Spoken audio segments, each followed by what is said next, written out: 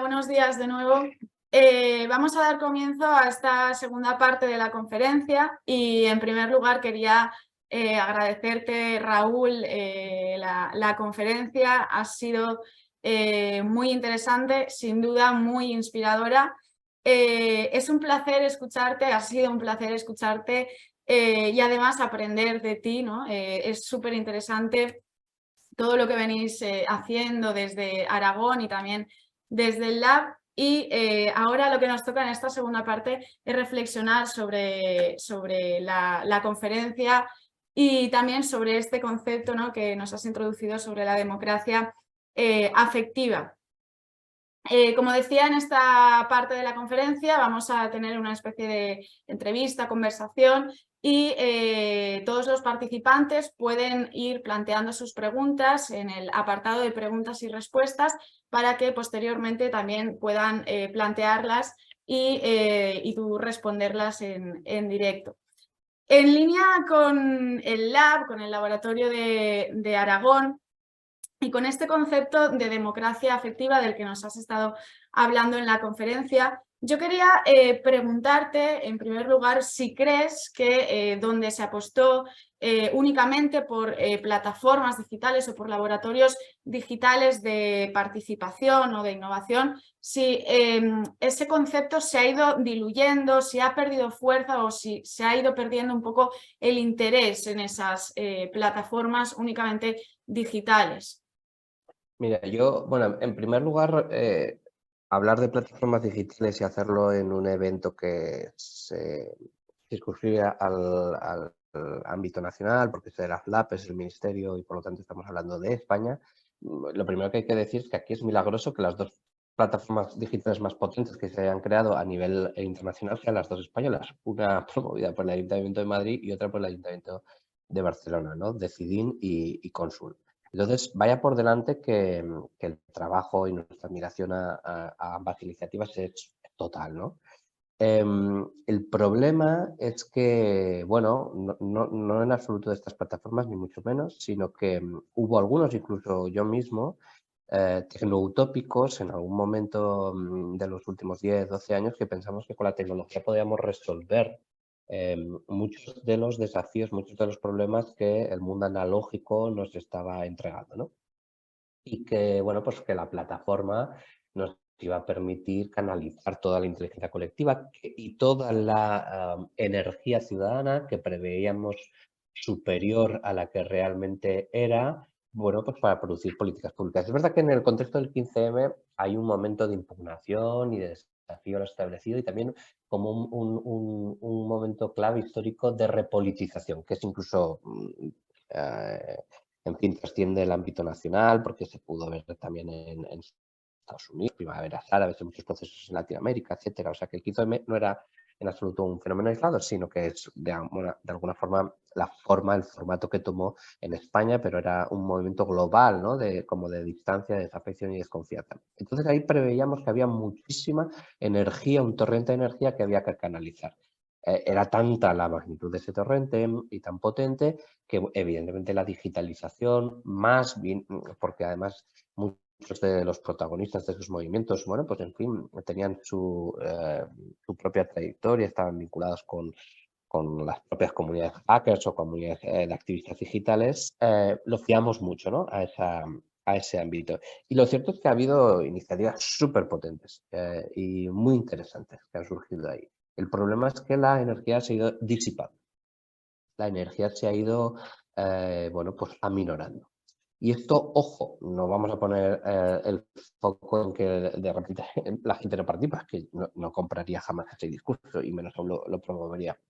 Pero lo que nos ha demostrado el tiempo es que una vez esa energía impetuosa ha pasado a ser la normal, la corriente, la razonable, la que es compatible con la vida y conciliable con los deberes y las tareas de cada uno, pues porque evidentemente, bueno, pues en fin, ese momento cápsula de campamento, acampada del 15M que duró unos meses, semanas, no se puede sostener en el tiempo, ¿no? Bueno, pues lo mismo sucede con la participación digital.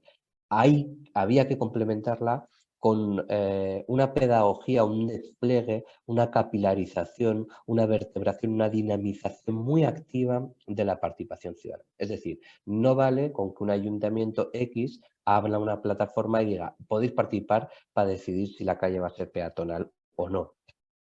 Hace falta llevar este proceso, digerirlo, masticarlo, aterrizarlo a la calle, ¿no? Y hay que llevar la participación donde la gente está. Y la gente ha dejado poco a poco, paulatinamente, de estar en las plataformas digitales. Con lo cual, plataformas digitales sí, plataformas digitales interesantes, plataformas digitales muy necesarias, pero como complemento, no como sustituto.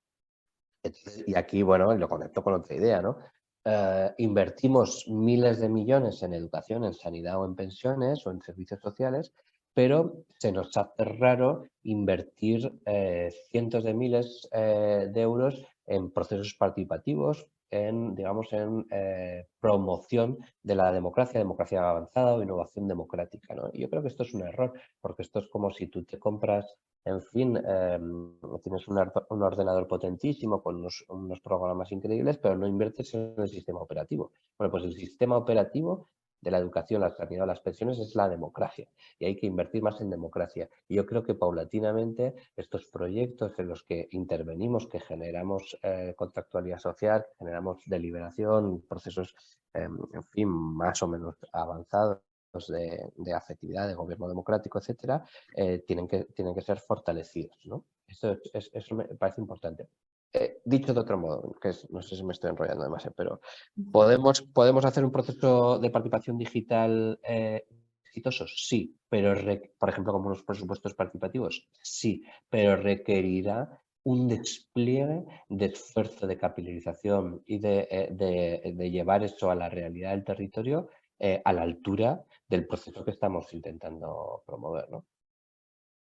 Por tanto, que quede claro, ¿no? Plataformas digitales sí, como complemento a esa participación física, y por lo tanto estaríamos hablando de una participación híbrida. Y en este sentido yo quería preguntarte si podrías hablarnos de alguna experiencia inspiradora, ¿no? Que nos pueda servir a modo de ejemplo, que hayáis puesto en marcha, que hayáis desarrollado desde el Lab. Y también quería lanzarte otra pregunta y es referente a cuál crees o cuál es tu opinión, ¿no? Sobre el estado en que nos encontramos en el desarrollo de los distintos laboratorios de innovación y de participación.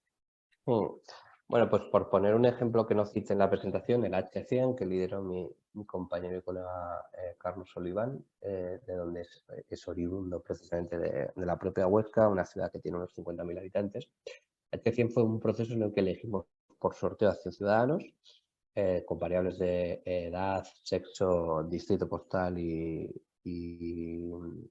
en fin, categoría, uno de los datos del padrón que de alguna forma te define el entorno socioeconómico, ¿no? Ahora no recuerdo exactamente el dato concreto.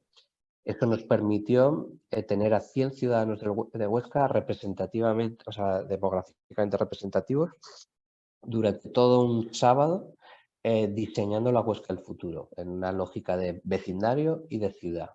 Y haciendo un gran proceso deliberativo, de co-creación, etcétera, y haciendo una entrega de esas propuestas al ayuntamiento. Luego los que quisieron además se pudieron implicar en el proceso posterior, aunque esa fase de admitir que no nos funcionó tan bien. Este proceso de H100, por ejemplo, introducía varias novedades. La primera es que pagábamos una pequeña dieta a esos ciudadanos que, igual que vas a una mesa electoral, bueno, pues vas a un proceso de co-creación, ¿no? Inicialmente hay alguno que le rechina, para nosotros también era un proyecto experimental, no lo niego, pero me parece cada vez más interesante, ¿no? O sea, la participación como, en fin, un deber ciudadano que en algunos puntos podría llegar a ser una actividad retribuida o al menos compensada económicamente.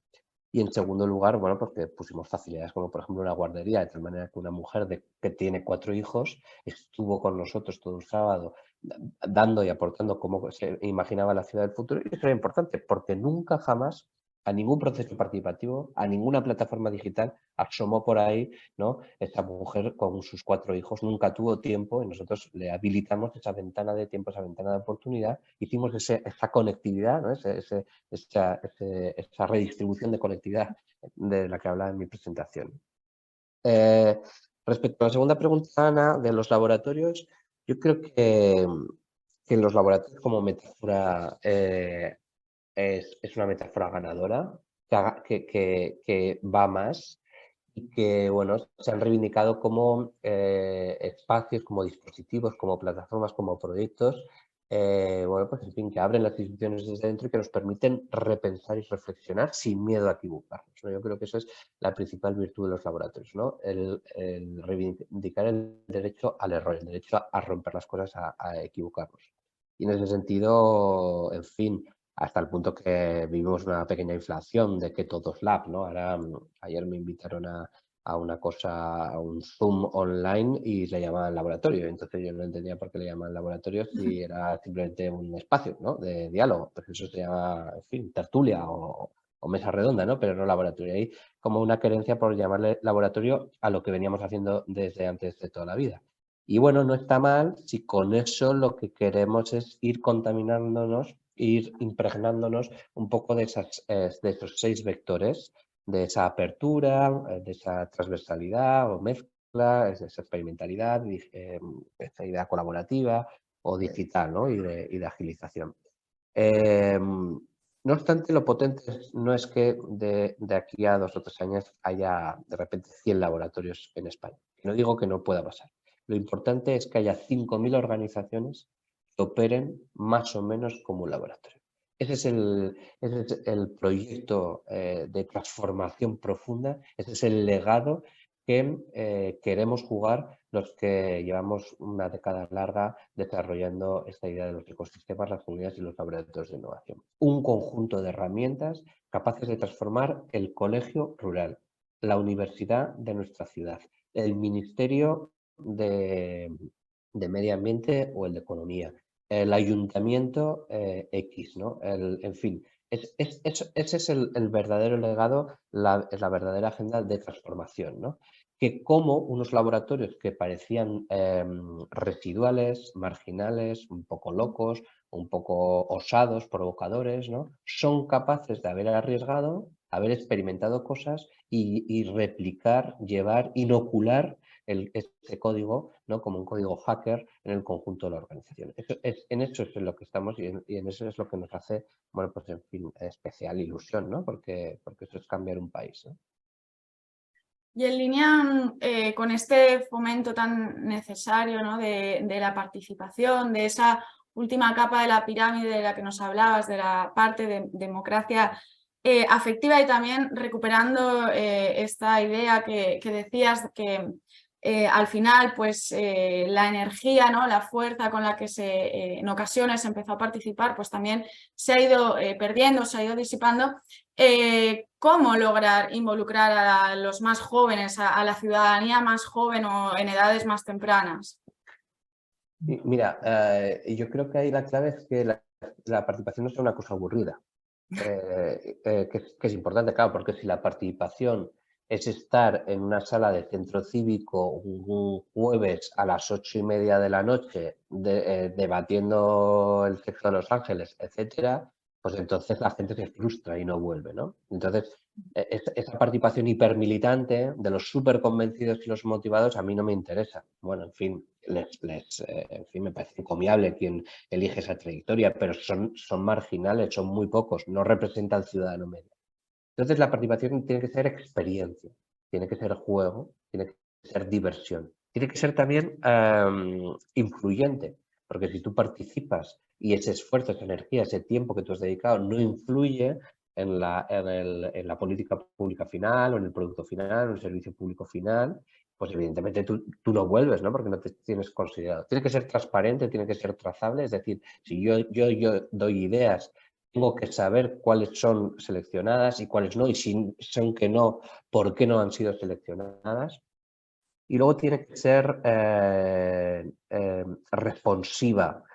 te tiene que coger donde estás, ¿no? Porque no puede esperar que la participación ciudadana vaya la gente, ¿no? La participación ciudadana tiene que ir a la gente, ¿no? Esta democracia afectiva es como ese carro que llamamos, ahora no recuerdo el nombre, pero un artefacto que se llama el ambulante, que es un carro que verdaderamente hemos experimentado poco, pero que la potencia es su idea, que no nos haya funcionado todavía porque estamos todavía probando, es un prototipo de cómo sacamos el laboratorio a la calle, ¿no?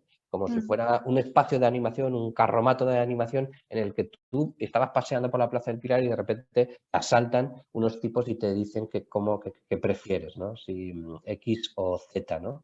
Y yo siempre pongo un ejemplo desde hace muchos años, lo escribí en un articulito para Alternativas en el País hace años, incluso antes de ser director de Participación Ciudadana. Hay un ejemplo de participación ciudadana por el que todo el mundo pasamos y que te pilla en el momento adecuado, y es la declaración de la renta. Hay un momento determinado donde tú tienes que poner la X para la iglesia o para los fines sociales, ¿no? Es binario. Pero, ostras, la gente se moja y dice una o la otra. ¿Pero por qué? Porque te pilla en el momento adecuado de hacer la declaración de la renta. Claro, tú imagínate que esto fuera una especie de referéndum en el que tú tuvieras que loguear con un DNI digital eso para decidir si tus céntimos o tus euros sobrantes van a una cosa o a la otra, ¿no? Tendríamos una participación muy pequeña, ¿no? Sería el típico proceso participativo marginal. Sin embargo, en este pasa todo el mundo por el proceso y todo el mundo participa y es sencillo. Bueno, pues yo me imagino esto llevado a la máxima expresión, ¿no? Que tú estás en la parada del tranvía o el autobús o en el metro y de repente pues hay una ventana, una pop-up, una tal, que te invita a decir, oye, ¿quieres participar? ¿Tienes 2 minutos? Porque estás aquí cansado, ¿no? Y te lo hace. O en un momento determinado, bueno, en fin, participas. Estás en tu carpeta ciudadana, ¿no? Haciendo una serie de trámites y tal. Y dices, oye, hemos detectado que vives en este barrio, ¿te gustaría decidir parte del presupuesto participativo? Si te viene bien, ¿no? Pero no es una cosa, ¿no? Que no, es que hay que, me tengo que meter de propio, tal, ¿no? Poco a poco la participación ciudadana será mucho más frugal, más dinámica, más ágil y te pillará donde estás, ¿no? No tendrás que ir tú a ella. Sí, sin duda, es súper interesante esto que comentas sobre que la participación, ¿no? venga a ti, que sea mucho más ágil de lo que pues, actualmente puede llegar a ser. Y yo quería preguntarte por el proyecto Frena la Curva. ¿Cómo conseguisteis desarrollar el proyecto, ¿no? en 48 horas y de qué forma pues al final se canalizaron esas sinergias entre lo público, entre lo privado, no solamente durante la pandemia, sino también después, en época post-pandemia? Bueno, en fin, en primer lugar porque teníamos cierta noción de cómo había que montar una cosa, aunque nunca habíamos vivido una pandemia, sí que habíamos generado comunidades, ¿no? Y habíamos experimentado con estos 6 vectores. Teníamos claro que tenía que ser abierto, ágil, transversal, experimental, colaborativo y digital. Cuando tú aplicas, porque es que no por casualidad yo acababa de escribir el informe Instituciones que Aprenden, el borrador en febrero, unos 20 días antes del estallido de la pandemia. Entonces tenía muy claro en la cabeza esto de los 6 vectores. Dicho esto, no me quiero arrogar en absoluto en exclusiva el mérito de frenar la curva. Fue, entre otras cosas, la primera buena decisión es pensar que nosotros solos no podíamos hacerlo, ¿no? Y fuimos a empezar a llamar a gente. Primero llamé a gente de Aragón, a empresas, a institutos tecnológicos, a hackers, etcétera, activistas sociales, voluntarios, y prácticamente a las horas o al día siguiente empecé a llamar a gente de otros lugares de España, ¿no? Otros laboratorios, otros, en fin, empresas de economía social, activistas que se dedican a esto, ¿no? Porque sabía que entre todos íbamos a diseñar algo infinitamente más potente, ¿no? Mucho más ambicioso, con mucha más sensibilidad, ¿no? Porque, bueno, hubo muchas plataformas diseñadas por ayuntamientos o por instituciones públicas y todas fueron buenas, ¿no? Pero seguramente no se convirtieron en frena de curva porque pues llegaron, le pusieron el logotipo, montaron una rueda de prensa y bueno, fue como su granito de arena. Nosotros ni hicimos ni rueda de prensa, ni pusimos el logotipo, ni nada. Hasta los 20 y pico días de frena de curva no se sabía prácticamente que estábamos nosotros detrás de la operación, ¿no? Pero insisto en que la clave fue que también que llamamos a gente a la que no había que convencer, porque teníamos lazos de confianza con ellos, trabadas en experiencias anteriores, en laboratorios, encuentros, congresos en Latinoamérica y en España, donde nos habíamos visto las caras, nos habíamos ido a tomar cervezas luego, ¿no? Y nos habíamos ido a bailar. Y con esas cervezas y esos bailes habíamos generado una confianza que fue fundamental para que cuando yo levantaba el teléfono, mandaba un telegram a la gente de Valencia, o a la gente de Euskadi, o a la gente de Madrid, te dijeran que sí, sin rechistar, ¿no? Sin decir, ¿tú quién eres? O mándame un pliego de contrataciones, o vamos a hacer un convenio, lo vamos a pasar por junta de gobierno, o esto me lo va a tener que mirar mi interventor, ¿no? Claro, si hubiéramos empezado por ahí, no montamos freno de curva hasta 2 años después de la pandemia. Pero como lo hicimos todo a través de relaciones informales y de confianza, porque habíamos experimentado ese tipo de comunidades en los años anteriores, por ejemplo, los laboratorios de innovación ciudadana de la CEGIP y, bueno, y otros muchos encuentros, por ejemplo, con mucho protagonismo de Media Lab Prado y cosas también en Zona Olfactiva, en el Lab, etcétera. Bueno, pues fuimos capaces de todo eso. Y bueno, y le dimos una dimensión latinoamericana al principio, pues porque teníamos relaciones con Latinoamérica, ¿no? No por casualidad, Frenacurva México y Frenacurva en Colombia fueron de las primeras nodos que se crearon, pues porque conocíamos a la gente ahí, ¿no? Era toda afectividad, eso era pura afectividad, ¿no? Y en este camino del fomento de la participación, de la colaboración ciudadana, ¿cuáles crees que van a ser los próximos pasos, los próximos avances que vamos a ver en estos próximos años? ¿A corto plazo, a largo plazo?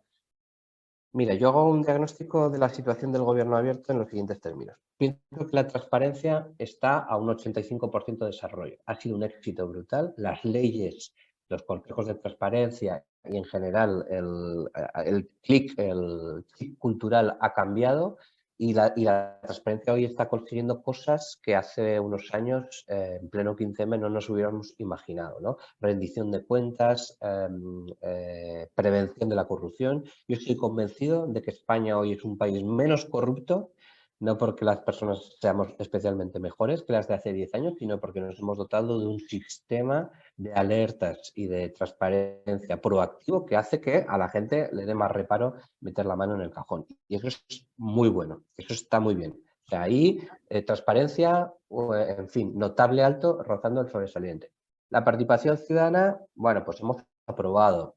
Tenemos esta experiencia de estas plataformas de participación, algunos milagros como lo de Decidin o Cónsul, pero nos hemos dado cuenta que hay que meterle procesos presenciales, físicos, ¿no? Esto el Ayuntamiento de Barcelona lo sigue haciendo de forma bastante bien, ¿no? Y nosotros, aunque no somos ni Cónsul ni Decidin, que somos como la discordia, pero no por nada, sino porque teníamos un sistema digital anterior a que estos nacieran, pues somos muy buenos en lo físico. Pero en general, la participación, bueno, pues en fin, tiene mucho margen de recorrido, porque se hace mucha participación de teatrillo, se hace mucha participación para legitimar una política pública que ya está decidida, y eso no es.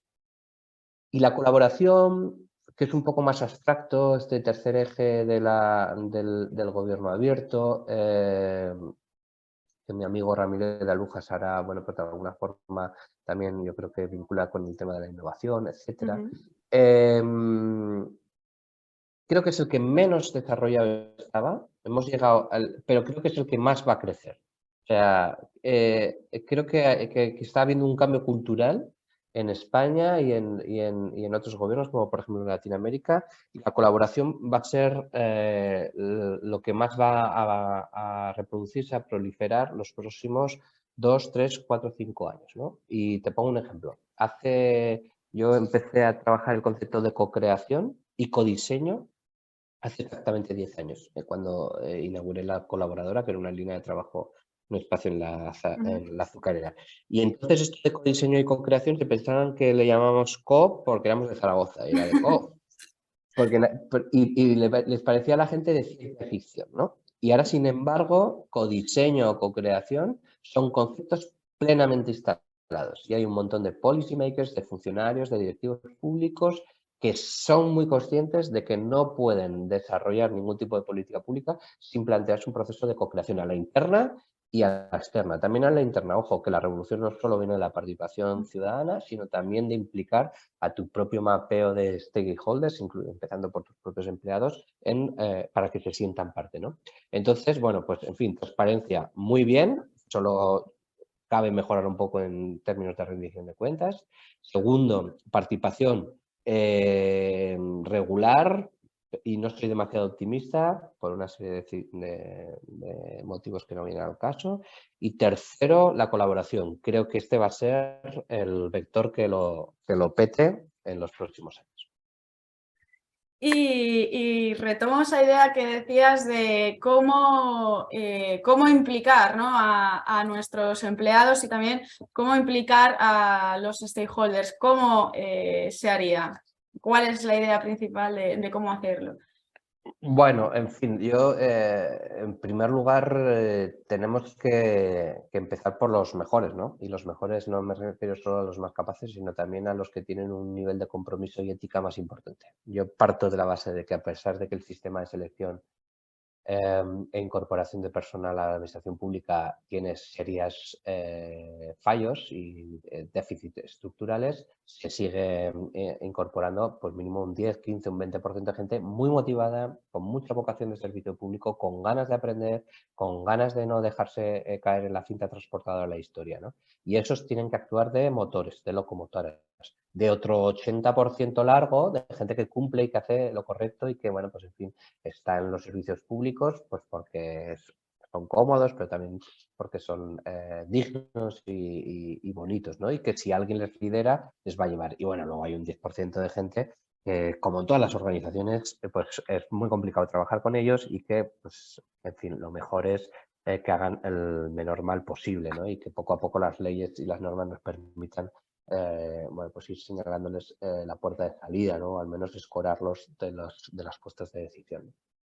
Pero también que hay que, bueno, que hay que fomentar la creatividad, la espontaneidad, la libertad, ¿no? Esto de los laboratorios y los ecosistemas también va de liberar liderazgos ocultos y capacidades ocultas, ¿no? Porque en esas jerarquías se generan cuellos de botella y cuántos jefes inseguros o que han crecido simplemente en la cultura de la jefatura y la dirección porque sí, están hoy por hoy coartando, taponando trayectorias, ideas, proyectos e iniciativas de empleados que no ven su oportunidad, ¿no?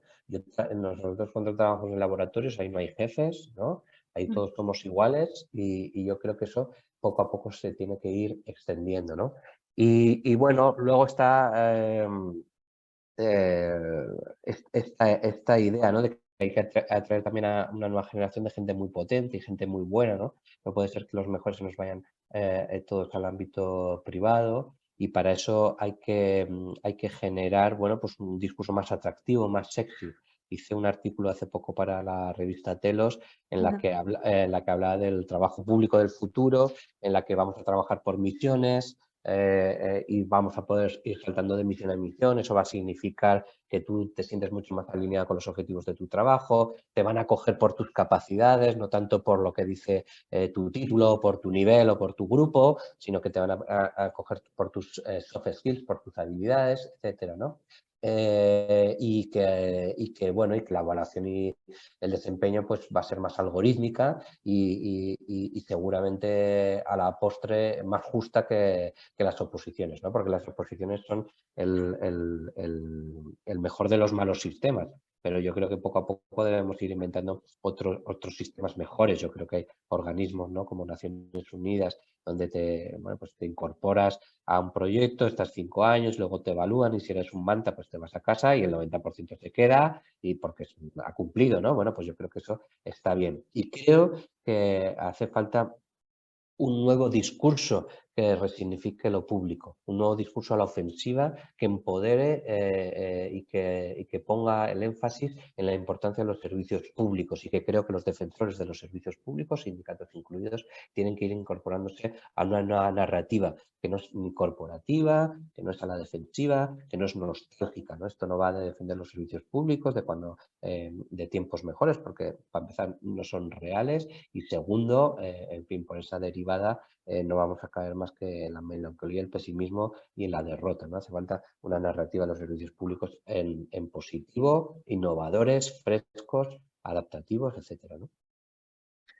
Sin duda, yo recomiendo la lectura de ese artículo, de esa carta de un agente público desde el 2023, una interesante reflexión. Y ya por último quería preguntarte en relación con ese avance, ¿no?, del que nos hablabas en unos 2, 3, 4 años en referencia a la colaboración. Yo quería preguntarte si consideras que va a ser relevante el metaverso en ese fomento de la colaboración, pero también de la participación y, por qué no, de la transparencia. Bueno, el metaverso inaugura posibilidades interesantes, ¿no? Porque de repente te permite interactuar con una realidad digital desde una perspectiva más inmersiva. Y por lo tanto, esa idea de sentirte dentro de un entorno puede ser interesante. Por ejemplo, en procesos formativos, ¿no? En las que, bueno, pues sentirte dentro de una especie de videojuego pues puede ser operativamente interesante, ¿no? Para entender, ¿no? Para entender dinámicas. Y también para crear narrativas más potentes, ¿no? Más de empatía, ¿no? Recuerdo, por ejemplo, un proyecto, no sé si era de ACNUR, en el que te permitías vivir lo que estaba viviendo un inmigrante que se acerca a la costa en una barca, en un mar abierto con muchas olas, ¿no? Ese miedo que es tan posible de reproducir y que un metaverso en un momento determinado podría trasladarte, ¿no? Bueno, yo creo que evidentemente, aunque lo físico siempre va a estar por encima, la idea de comunidad, la idea de calor, la idea de afecto es consustancial a vernos, a la cerveza, al festejo y al baile y a mirarnos a la cara y en fin, y todas esas cosas que hacemos los humanos. Pero obviamente el tiempo, las distancias y la integración de proyectos transfronterizos pues hace que, bueno, pues esta idea de los metaversos pueda ser interesante. Nosotros exploramos con ello con Novagop, cuando nos tocó montar Novagop en Zaragoza y había pandemia, hicimos un metaverso porque no podíamos meter a las 500 o 600 personas con el COVID-19 y vinieron 5.000, ¿no? Y nos dimos cuenta que evidentemente aquello no había sido un congreso como si lo hubiéramos montado en Zaragoza, pero que permitió que vinieran 10 veces más y permitió además que se convirtiera en una especie de MOOC en 3 dimensiones con más de 100 horas de contenidos que todo el mundo que quiso pudo ir ahí a investigar, a consultar, incluso había un sistema como para acreditarte que te habías visto las conferencias y el sistema te devolvía un PDF con el diploma en tiempo real, ¿no? Creo que eso, alguna globo sonda le lanzaba al INAP a este respecto y aún lo tengo en la cabeza, nos puede permitir pensar pues una nueva generación de espacios, sobre todo en lo formativo, interesantes, ¿no? Bueno, Raúl, yo no quiero excederme más en esta parte que me corresponde hoy de la entrevista, conversación, porque sin duda podríamos estar hablando largo y tendido y además, pues como aragonesa también, pues es un orgullo todo lo que estáis desarrollando desde Aragón, desde el Lab. Quería dar paso ahora a las preguntas de los participantes.